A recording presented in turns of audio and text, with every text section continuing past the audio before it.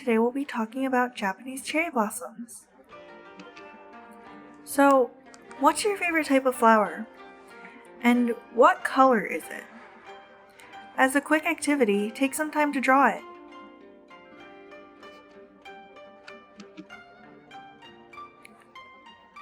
Why do you like that flower? And do you know the meaning of your favorite flower? In the description below, I'll actually put a couple flower personality quizzes, which are just fun activities. They don't really mean anything, but it might be fun to learn about what type of flower you are based on your personality or based on your answers. So if any of your favorite types of flowers or any of these on the screen, you can see that they all have meanings. And this is a really cool thing because you can give somebody a bouquet and it can mean all of these lovely things. You can give somebody a bouquet full of hydrangeas for gratitude and understanding. You could give somebody a bouquet of carnations and roses and sunflowers and hydrangeas, and it could mean that I will never forget you and I love you and that I admire you and that I appreciate you.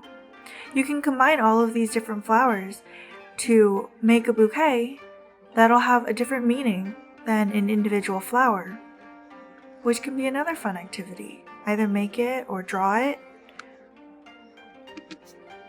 So, does anybody recognize this mountain? Where are cherry blossoms from?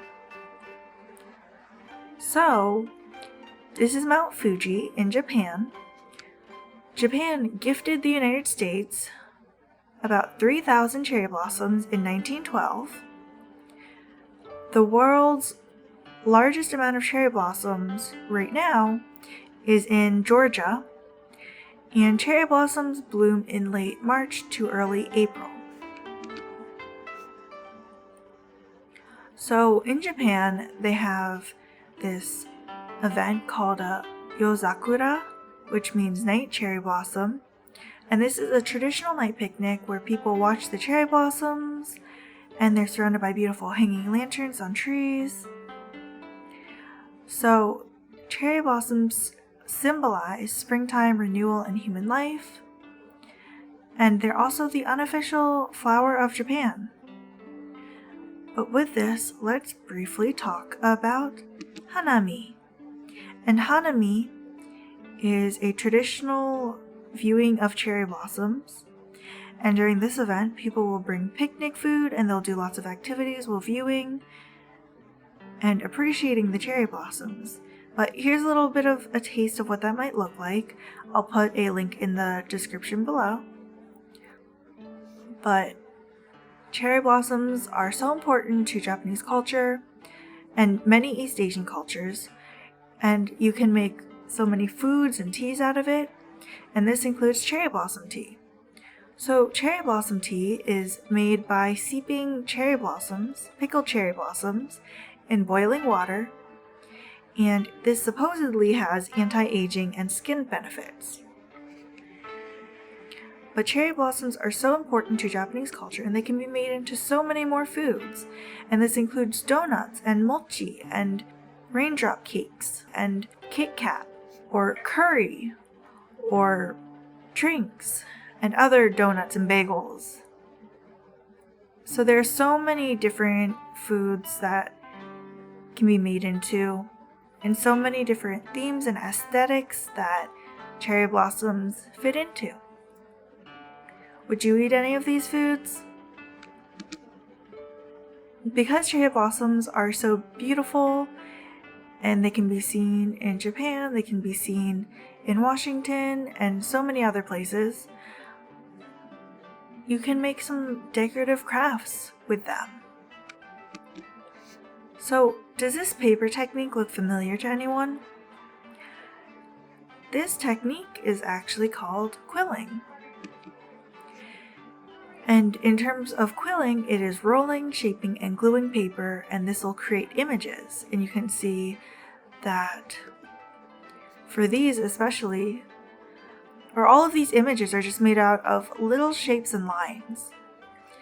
And it turns into a beautiful piece of artwork. So, quilling can actually be traced back to the 15th century, and it was apparently originated in ancient Egypt, or thought to be originated from ancient Egypt, and it was an art form, and it spread to places like France and Italy and England. And quilling was practiced during the Renaissance period by nuns and monks, and they would use paper quilling to decorate religious items such as book covers. And quilling just started to spread to North America. Today, quilling is very commonly used to decorate cards and gifts, and is coming back into the public media. So what do you need to start quilling? Paper strips, some scissors, a toothpick, liquid glue, and a ruler. And you can buy these paper strips online, or you can cut them yourself.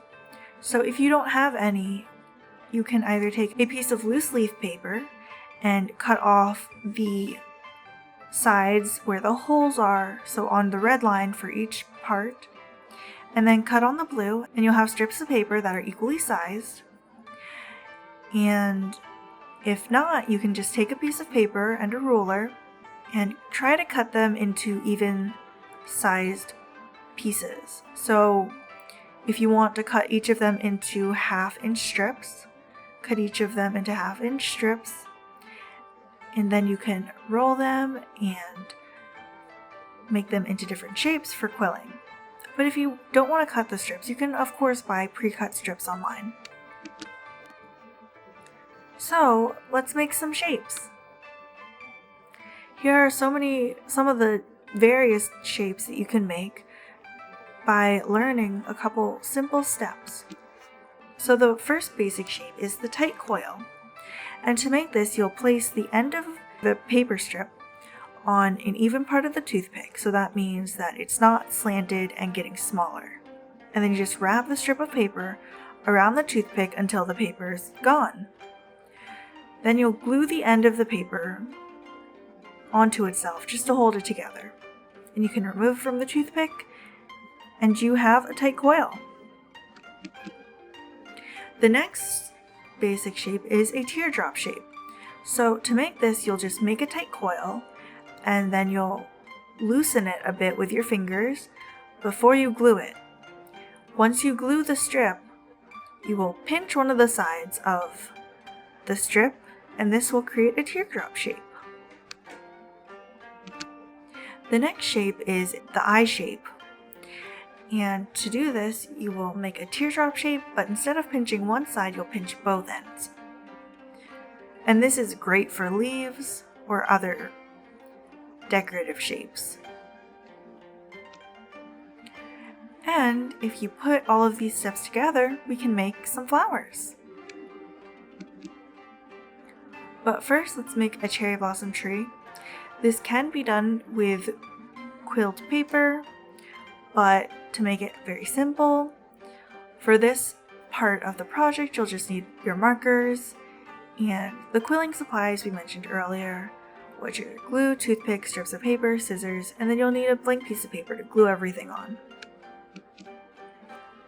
So for now, use a marker to draw a tree or a branch on a piece of blank paper, and feel free to give your art an environment or background as well. But quilling is great. It can be combined with embroidery, and it can be combined with colors and flat images to make everything pop more. So here's an example of making some tree branches. And then, by using the techniques that we used earlier, we can make some flowers. So it should look something similar to this.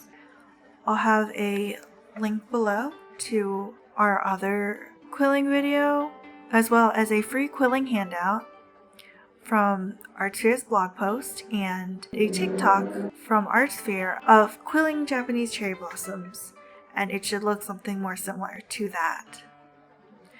But I really hope you all enjoyed today's class, and I hope to see you in the next lesson. Bye everyone!